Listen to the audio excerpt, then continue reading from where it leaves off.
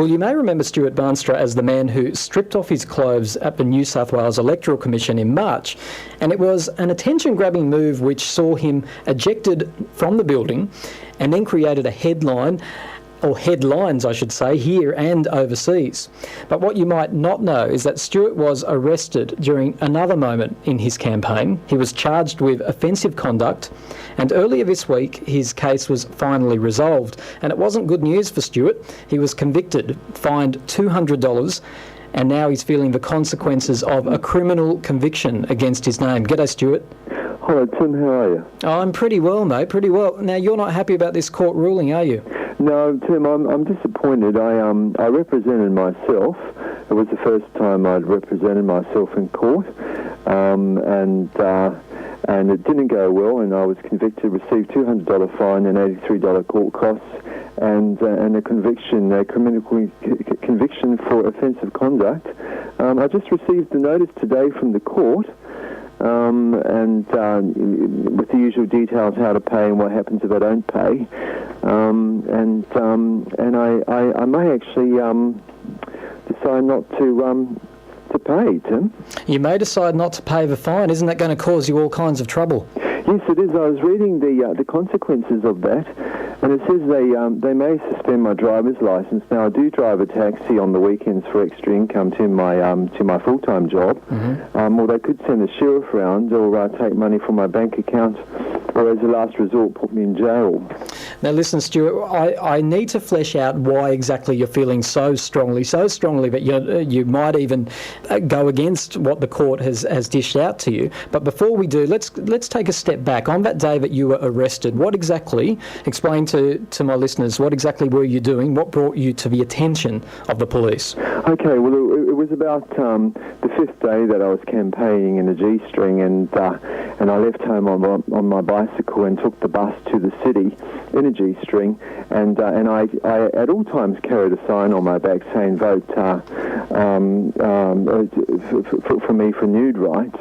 And when I arrived at Town Hall in Sydney, it was a Sunday, and there was an Aboriginal protest on the steps of Town Hall. There were a lot of police there, and I was walking past them to go to a campaign here around the corner, and one of the constables spoke to me and asked me to put more clothes on, and I refused. And well, to cut a long story short, I was arrested.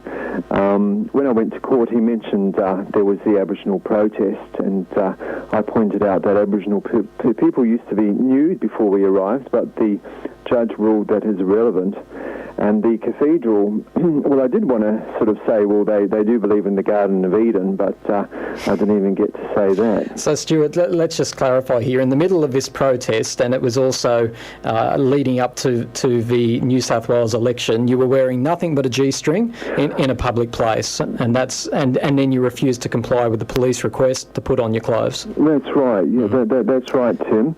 I might mention it was about 6 days later I went back out in a G-string on election day, and Fred Nile was at Town Hall, and his candidate for Sydney, Peter Madden, was there, and Peter waved and greeted me, and I met his wife later, and she was very nice too. During your campaign, Stuart, you were campaigning for the rights of nudists and attempting to promote the whole nudist lifestyle. And I'm going to clarify here that we're not just talking about nude beaches.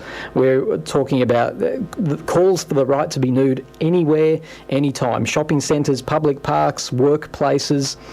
Now, you didn't earn your seat in the upper house. So what do you do from here? What are you going to do to continue to bring attention to the nudist cause? Well, I'm not really sure, Tim. I've been thinking about that. At this stage, as I've pointed out, I don't expect that I'll comply with the court decision. So where exactly that goes, I'm not sure. I tend to think the authorities would take a low-key approach on that. They wouldn't want any further publicity, but we don't know. So you're going to have to spell it out for us. Why are you so against the findings of the court? I mean, you were in a G-string in a public place. More importantly, I think that you refused to comply with the police. What is it exactly that you object to here? Well, I think that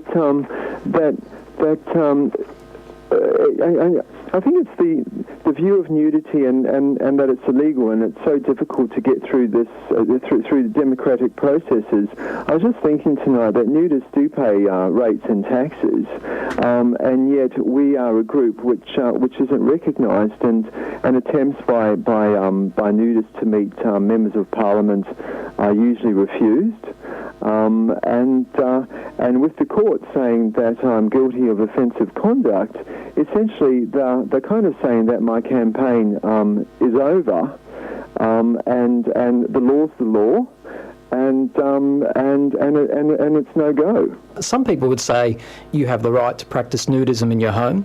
There are designated nude beaches in and around Sydney. So aren't they examples of nudists' rights being protected and promoted? In a sense, but as my CAM pointed out, my principal policy was the right to live nude, and I don't see that the views of some people who may be opposed to a person being nude anywhere should prevail. If people who aren't keen on nudity themselves, they can stay clothed. I've never said that everyone should be nude, but I think we should be diverse. You're willing to break the law to change the law, obviously.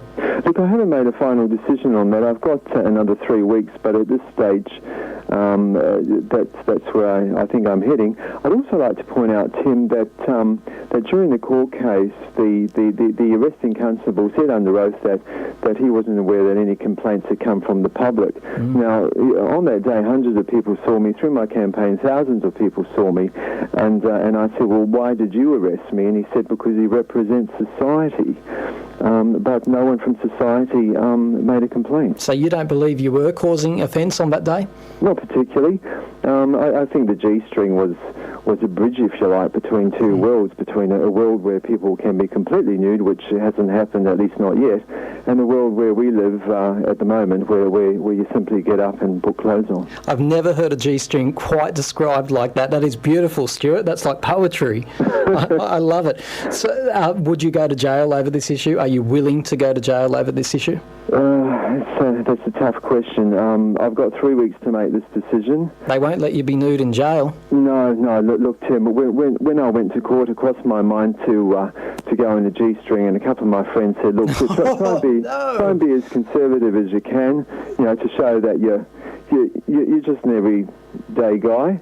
And look, if I went to jail, Tim, I would abide by the rules in jail. Are you getting support? Are you getting emails or letters or phone calls of support, or are you getting the opposite? People upset with what you're doing? Look, I've had a couple of papers interested. The Southern Courier, which is a pretty major paper down here, has run a new photo with a story. It's been very supportive, and the journalist who's been running that did say if there are any developments, please let her know. So there is support, Tim. Okay, well, that's great. Well, Stuart, I hope you let us know too how it all goes for you. If you decide to not pay the fine, let us know what happens. It'll be interesting to see what a court does if you refuse to comply with the punishment they've dished out. I will. I've never really been in this situation before.